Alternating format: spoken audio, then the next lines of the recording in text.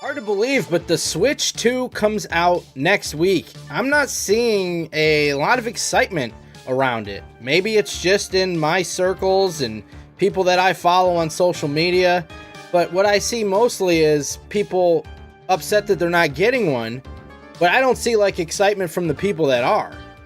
So I don't know, maybe it's just I'm not looking in the right places. Maybe people are excited for it, but I don't see it out there. So if you're excited for the Switch 2, please let me know, and let me know why. But other than Mario Kart World, which is launching with the game, it's the tie-in digital game if you got the bundle. But other than that, is there anything to be excited about? Same, you're seeing that too? Yeah, you're not seeing excitement either?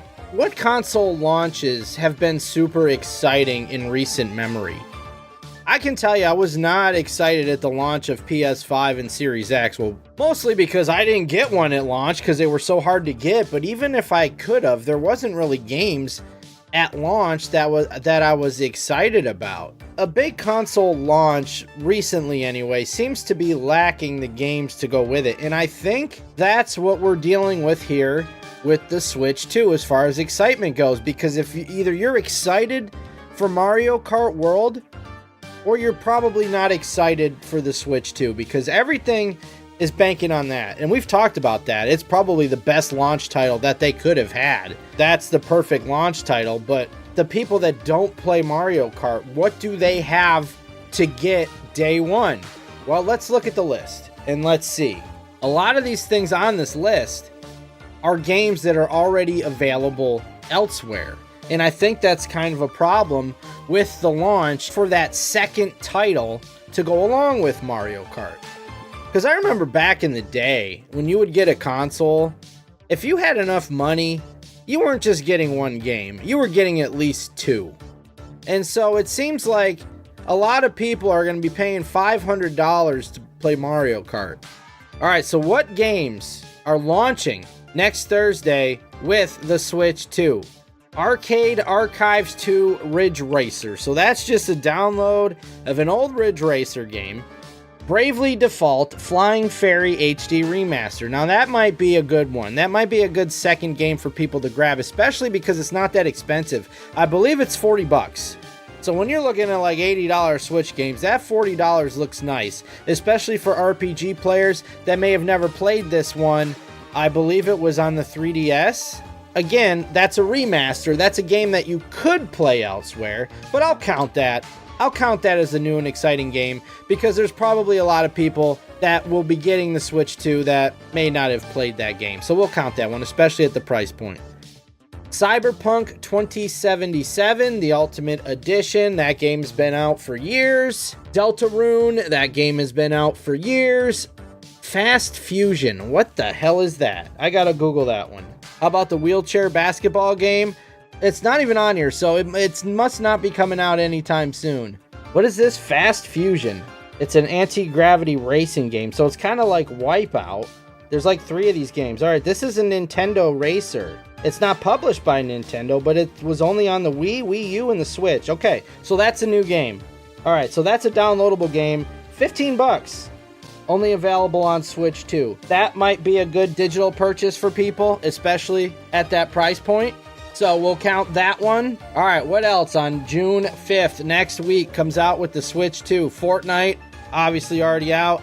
Hitman World of Assassination, already out on other things. Hogwarts Legacy, the Switch 2 upgrade, obviously that's already out for Switch 1. Kunitsugami Path of the Goddess. Oh, I've seen this game. It was on Game Pass. Yeah, it might still be on Game Pass, so that's not a new game. Oh, the name of the wheelchair basketball game was Drag X Drive.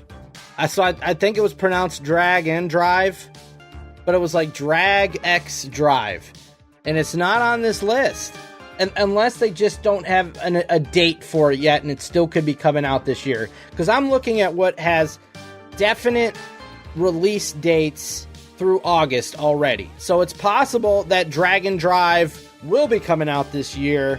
but it's not on this list on Nintendo Life. Mario Kart World, obviously the big one, we already discussed that. The Nintendo GameCube, Nintendo Classics, so if you have the Switch Online, so you need the expansion pack membership.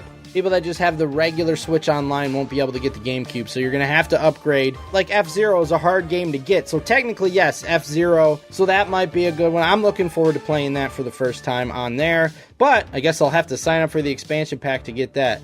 The Nintendo Switch 2 Welcome Tour. I'm not counting that game because anybody that buys that is getting ripped off. And I feel sorry for them if they don't know any better. Because that is a game that should be free. It's a tutorial on the Switch 2 and they want people to buy it. And I think that's ridiculous. But I already did a whole video on that. Nobunaga's Ambition Awakening Complete Edition. So since that's the complete edition, I'm assuming it's already out on other platforms. Puyo Puyo Tetris 2S. I don't know if the 2S, is that a new version? It's an update, I guess, that has doubles mode that is releasing with the Switch 2. Rune Factory, Guardians of Azuma, Nintendo Switch 2 Edition. That game's already out. Shine Post Be... Oh, that's only in Japan. Well, people in Japan are getting Shine Post Be Your Idol. We don't get that. I don't even know what it is. Sid Meier's Civilization 7. That's already out. Sonic and Shadow Generations. You can get that on other things.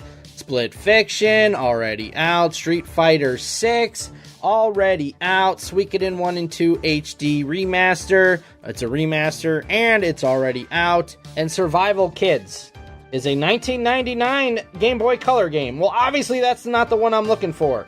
All right, so that one counts. That's releasing that day.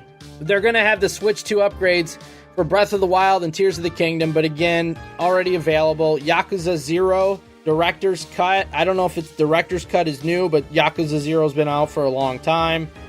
Ride Out Remastered, that's June 19th. And then Tamagotchi Plaza, June 27th. I'm sure there'll be a lot of people excited for that, but that's just June. And those last two games are later in June. So other than Bravely Default Remaster, which again is a remaster, but I'm counting it because A, it's $40. It'll probably be that second title grab for people. And B, a lot of people may not have played it on the 3DS. Fast Fusion, that will be the downloadable game that people buy, I believe. Mario Kart World, and Survival Kids. Other than that, all this stuff is available elsewhere. So, if you only play Nintendo, a lot of these games will be new to you.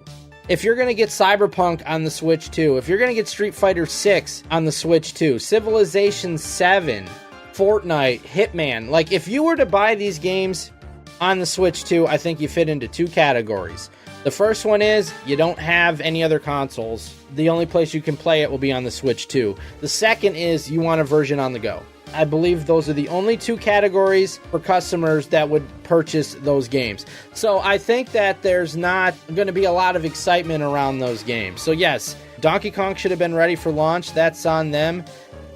I wonder why it's not. I wonder if it's strategic. If they plan on having another wave of consoles in July, that they have another game ready to go then. The game launch lineup, I think, has a lot to do with the lack of excitement around the Switch 2 for the people that are getting one. I know a lot of people are bummed because they're not getting one, but for the people that are, you're either all in on Mario Kart, or what are you going to do? And I think that's what it is. And even if you're all in on Mario Kart, you're paying $500 for Mario Kart if that's all you're playing. You're waiting for FF7 to Switch 2 to be released, and then you'll get it with the Switch 2. Yeah, that does not have a date yet either.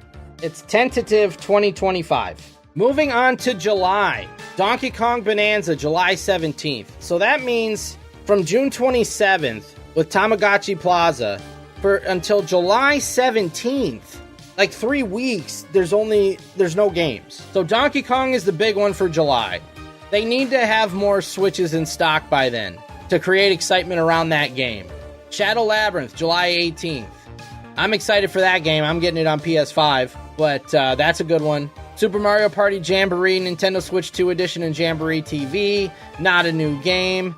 No Sleep for Kaname Date from AI The Somnium Files. I believe that is a new game. And Wild Hearts S. What the frick is Wild Hearts S? That came out in 2023.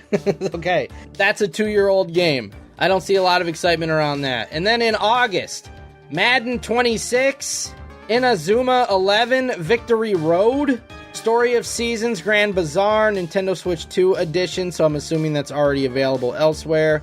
Kirby and the Forgotten Land in the Starcross World Switch 2 edition in August.